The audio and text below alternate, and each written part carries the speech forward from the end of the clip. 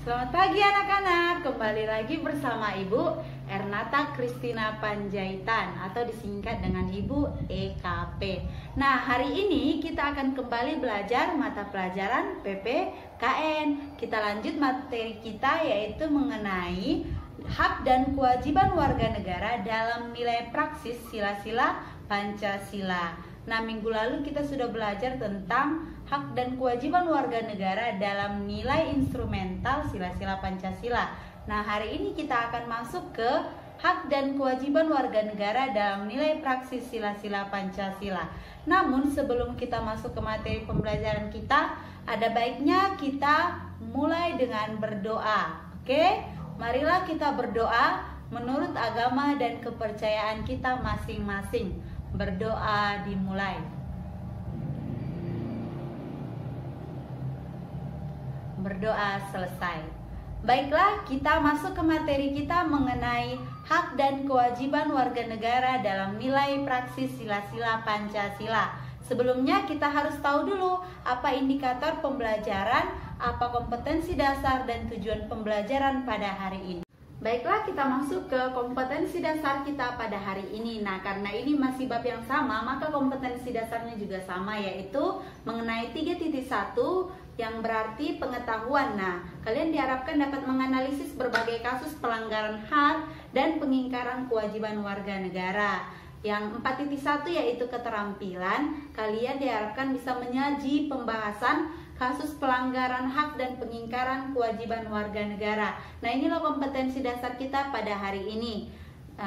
Selanjutnya yaitu mengenai indikator pembelajaran kita hari ini, yaitu ada dua juga. Yang pertama yaitu menganalisis isi substansi hak dan kewajiban warga negara dalam nilai praksis sila-sila Pancasila. Nah, kalau minggu lalu kalian menganalisis substansi hak dan kewajiban warga negara dalam nilai instrumental, hari ini kita membahas tentang analisis substansi hak dan kewajiban warga negara dalam nilai praksis sila-sila Pancasila. Yang indikator kedua yaitu menyusun hasil pembahasan keterhubungan antara hak dan kewajiban warga negara dalam nilai praksis sila-sila Pancasila. Nah, inilah indikator pembelajaran dan kompetensi dasar kita pada hari ini. Oke, kita lanjut. Adapun tujuan pembelajaran kita hari ini ada dua. Yang pertama, kalian siswa-siswa ibu harapkan dapat mendeskripsikan atau menjelaskan mengenai hak dan kewajiban warga negara dalam nilai praksis sila-sila Pancasila. Dan yang kedua yaitu kalian ibu harapkan dapat menyusun hasil pembahasan keterhubungan antara hak dan kewajiban warga negara dalam nilai praksis sila-sila Pancasila.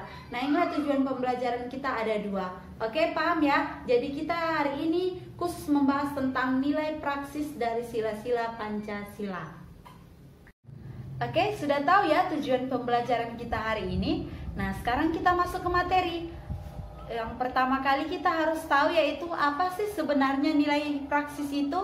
Nah, di sini Ibu akan menjelaskan bahwa nilai praksis itu adalah perwujudan dari nilai-nilai instrumental. Nah, nilai-nilai instrumental kalian sudah pelajari pada minggu sebelumnya. Nah, nilai praksis inilah merupakan perwujudan dari nilai-nilai instrumental. Nah, dengan kata lain bahwa nilai praksis itu merupakan realisasi dari ketentuan-ketentuan yang termuat dalam peraturan perundang-undangan yang terwujud dalam sikap dan tindakan sehari-hari. Nah, kalian pasti sudah tahu bahwa nilai instrumental itu berkaitan dengan ketentuan perundang-undangan. Sedangkan kalau nilai praksis itu yaitu realisasi ya, perwujudan dari ketentuan-ketentuan yang termuat tadi dalam peraturan perundang-undangan itu terwujud dalam sikap dan tindakan kita sehari-hari. Nah, nilai praksis Pancasila ini senantiasa berkembang dan selalu dapat dilakukan perubahan dan perbaikan sesuai perkembangan zaman dan aspirasi masyarakat. Nah, mengapa seperti itu? Karena kita tahu bahwa Pancasila itu sebagai ideologi terbuka.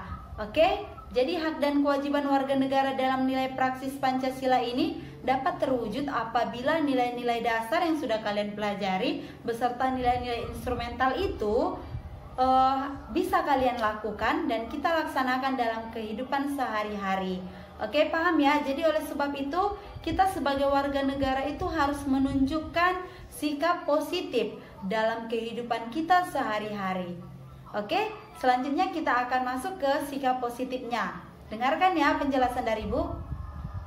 Baik, kita masuk ke sikap positif yang termuat dalam nilai praksis sila-sila Pancasila. Nah, yang pertama yaitu sila pertama, ketuhanan yang Maha Esa. Lambangnya apa? Bintang. Iya. Di sini sikap positif yang perlu kita tunjukkan dalam kehidupan sehari-hari kita itu, lihat slide yang sudah Ibu tampilkan, itu ada 3. Yang pertama itu hormat. Jadi kita harus saling hormat, menghormati dan bekerja sama antar umat beragama sehingga terbina kerukunan hidup. Jadi walaupun kita berbeda agama, kita harus saling menghormati dan bekerja sama. Oke? Sehingga akan terwujudlah kerukunan hidup. Yang kedua yaitu saling menghormati kebebasan beribadah sesuai dengan agama dan kepercayaannya. Jadi kita memiliki hak untuk bebas menjalankan ibadah. Nah, jadi kita harus menunjukkan sikap positif kita yaitu saling menghormati kebebasan beribadah sesuai dengan ajaran agama yang dianut. Nah, yang ketiga yaitu tidak memaksakan suatu agama dan kepercayaan kepada orang lain. Jadi sikap positif yang harus kita tunjukkan yaitu kita tidak boleh memaksakan suatu agama yang kita anut, kita paksakan kepada seseorang. Nah, itu tidak boleh ya. Kita harus menunjukkan sikap positif dalam bentuk tidak memaksakan suatu agama dan kepercayaan kepada orang lain. Paham ya sampai sini? Oke, kita lanjut pada sila kedua. Sila kedua apa? Kemanusiaan yang adil dan beradab. Lambangnya apa? Ada yang masih ingat?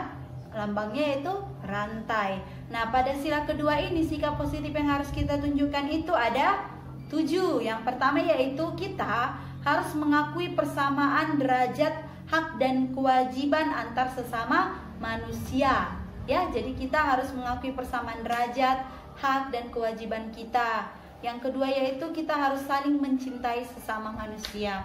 Nah, kita harus saling mencintai ya. Nah, yang ketiga yaitu tenggang rasa kepada orang lain. Yang keempat, tidak semena-mena kepada orang lain. Kita harus saling menghargai, tidak boleh semena-mena. Yang kelima, kita harus menjunjung tinggi nilai-nilai kemanusiaan. Nah, yang keenam yaitu kita harus berani membela kebenaran dan keadilan. Kita tidak boleh takut-takut untuk membela kebenaran. Yang terakhir yaitu hormat, menghormati dan bekerja sama dengan bangsa lain. Kita harus saling menghormati bangsa lain dan kita harus menjalin kerjasama terhadap bangsa lain. Inilah sikap-sikap yang harus kalian tunjukkan agar perwujudan dari nilai-nilai Pancasila dapat kita laksanakan. Paham ya? Oke, baik, kita masuk ke sila ketiga. Apa sih sila ketiga? Yaitu Persatuan Indonesia. Nah, Persatuan Indonesia itu dilambangkan dengan pohon beringin. Nah, di sini sikap positif yang harus kita tunjukkan itu yaitu ada berapa? Ada 5. Yang pertama itu kita harus menempatkan persatuan dan kesatuan. Oke, kepentingan dan keselamatan bangsa dan negara itu di atas kepentingan pribadi atau golongan. Jadi kita harus menempatkan persatuan dan kesatuan serta kepentingan dan keselamatan bangsa dan negara itu di atas kepentingan pribadi atau golongan. Yang kedua yaitu rela berkorban untuk kepentingan bangsa dan negara. Nah, jadi kita harus menunjukkan sikap positif itu, kita harus rela berkorban untuk kepentingan bangsa dan negara. Yang ketiga, cinta tanah air dan bangsa. Apa contoh cinta tanah air dan bangsa? Kita jangan malu menggunakan produk Indonesia. Kita harus mencintai produk Indonesia. Paham ya? Yang keempat, bangga sebagai bangsa Indonesia dan bertanah air Indonesia. Jadi jangan malu kita sebagai bangsa Indonesia. Kita harus bangga bertanah air Indonesia dan berbangsa Indonesia. Yang terakhir yaitu memajukan pergaulan demi persatuan dan kesatuan bangsa yang berbineka Tunggal Ika. Jadi kita harus memajukan pergaulan kita demi persatuan dan kesatuan bangsa. Walaupun kita memiliki suku yang berbeda, memiliki budaya yang berbeda, serta agama, nah kita harus memajukan budaya-budaya kita itu ya. Paham ya? Oke, sila yang keempat yaitu kerakyatan yang dipimpin oleh hikmat kebijaksanaan dalam permusyawaratan perwakilan. Lambangnya adalah kepala banteng, bukan kepala sapi ya, tapi kepala banteng. Nah, di sini sikap positif yang harus kita tunjukkan itu ada apa?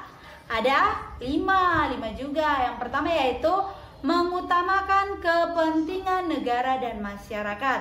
Nah, kita harus mengutamakan kepentingan negara kita dan masyarakat. Yang kedua, kita tidak boleh memaksakan kehendak kepada orang lain. Oke, tidak boleh memaksakan kehendak kepada orang lain.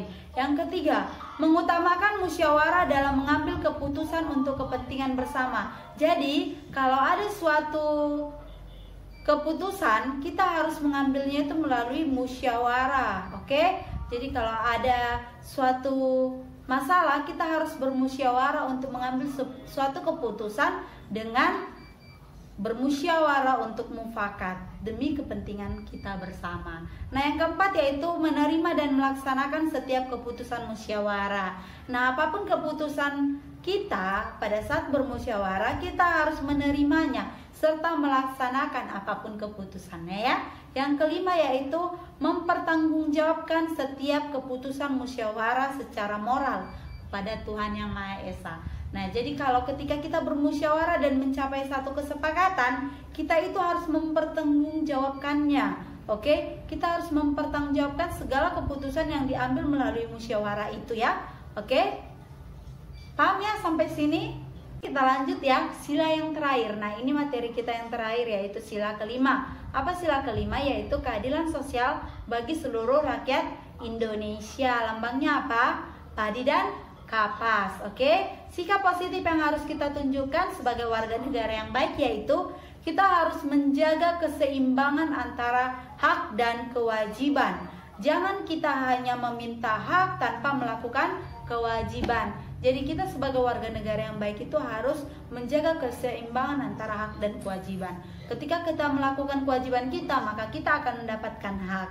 Oke, yang kedua yaitu menghormati hak-hak orang lain. Nah, kita tidak boleh mengambil atau merampas, bahkan tidak boleh merampas hak-hak orang lain. Kita harus menghargai dan menghormatinya. Yang ketiga yaitu suka memberi pertolongan kepada orang lain. Nah, ketika ada orang yang susah, ketika ada orang yang kemalangan, kita harus memberi pertolongan. Yang keempat yaitu menjauhi sikap pemerasan kepada orang lain. Nah, kalian sebagai siswa tidak boleh memeras teman kalian. Kita harus menjauhi sikap seperti itu ya, untuk mewujudkan nilai-nilai Pancasila. Oke? Yang kelima yaitu menjauhi sifat boros dan gaya hidup mewah. Nah, kalian dari kalian sekarang kalian harus menjauhi sifat boros dan gaya hidup mewah. Nah, kalian harus bergaya sesuai kantong dan kalian juga harus menabung, rajin menabung ya, jangan boros. Oke?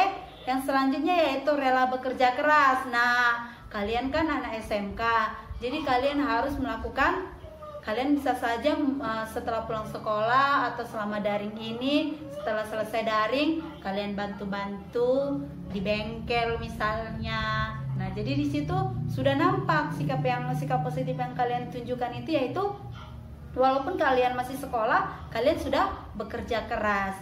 Nah, yang terakhir yaitu menghargai hasil karya orang lain. Nah, kalau orang lain sudah membuat karya, kalian harus menghargainya. Tidak boleh mengejeknya, bahkan menduplikatnya, tidak boleh. Kalian harus menghargainya ya. Paham sampai sini?